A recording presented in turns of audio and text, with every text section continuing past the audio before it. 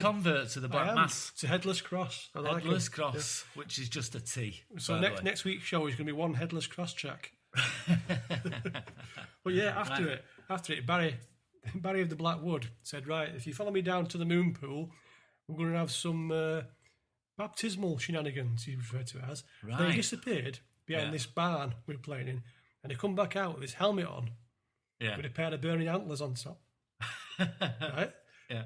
Follow me down to the moon pool, and his young acolytes were like waving us all down, saying, come on, you can't miss this, people are getting baptised in the moon pool. Is anybody religious here? And I said, yeah, me. I'd tell you what, you can fuck right off with that lark, I'm staying here. But they all went down to the moon pool. Were they trying to sacrifice virgins and stuff like that? I have no idea what were going on. Voodoo rituals. I was having none of it. I was having none of it. Yeah. But, before we played, Barry of the Black Wood, backdoor Barry, he lit this fire in a fire pit. And everyone's gathered around it, and he's saying, right, the band's will be on in a minute, I'm just going to light the fire.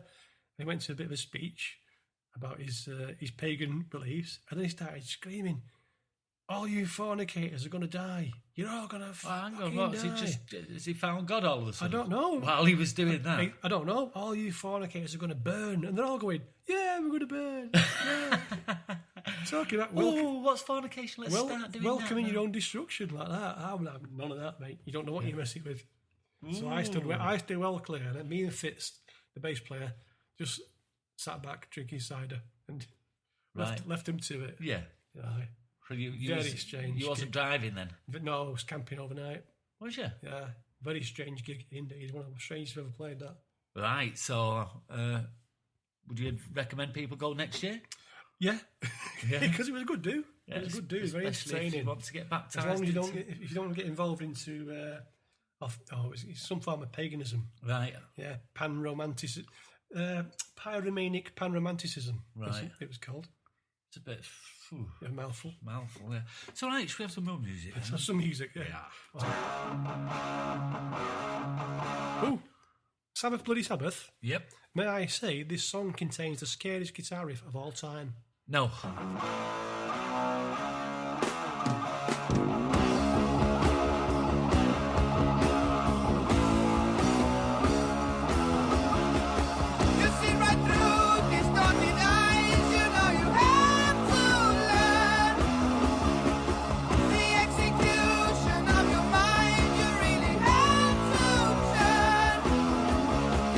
The race is wrong, the book is read, the end begins to show.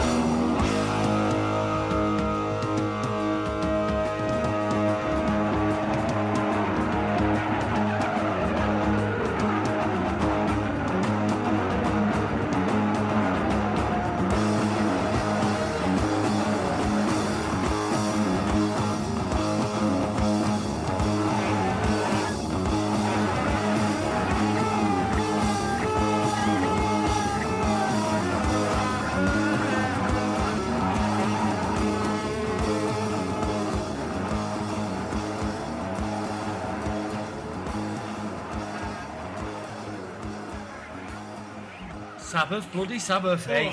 Oh. Yeah, that smell. Scariest riff we got. It is. Oh. You wouldn't want to be in this room at the moment. Do you remember that lad we used to work with, that printers? We used to work together a long time ago, me and Steve. When you say work? Yeah, well, we sort of worked. In the same building. Yeah, and while there was work going on. And there's this one lad, and if you come out of the toilet and say, I'd leave it for 5 minutes, he'd be going straight in to find out how bad that smell was. Yeah, I think he was a coprophiliac. Yeah, coprophilia, yeah. It's a lot of crap, that, really. It's a lot of shit, isn't it? Yeah. So, right, we're coming pretty up near to the end of the show, Steve. And even though we can go over if we wish. We can. No restrictions. Yeah. Within reason. We've played, have we played La Mallaroo yet? We haven't, no. Right. I would like to play some Mallaroo. What's it called? It's called Clean Me. Well, yeah, we'll need it after that. Right. Yes, we do, yeah. So we're going to leave you with a bit of La Mallaroo now. La Mallaroo, how can you describe them? It's kind of poetry. It's poetry. Set to We're music. Not done WH, aren't you? Oh, my lordy doddy. Let's do WH and then Le Mallaroo. Yeah, and then we'll see you all next week. Well, we won't actually see you, but you know what I mean. You'll hear us. They'll be coming into your ears next week. So goodbye, folks. See ya.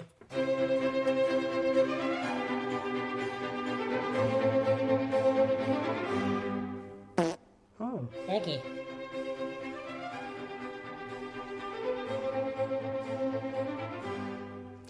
Good evening, dear listener, and thank you once again for joining me. My name is W.H. Audenshaw, noted wit, raconteur, poet, and bicycle repairman. Yes, should you have a flat tire, come round to me, and I'll quickly sort you out with a vigorous pumping action. Tonight's offering, I'm afraid, is going to be a quickie. I'm just going to crack one out. I'm feeling slightly out of sort, you see, for I was arrested today in the last remaining branch of BHS. I was stealing shirts from the men's department. I was caught, arrested and charged, and I will forever be on record as a shirt lifter.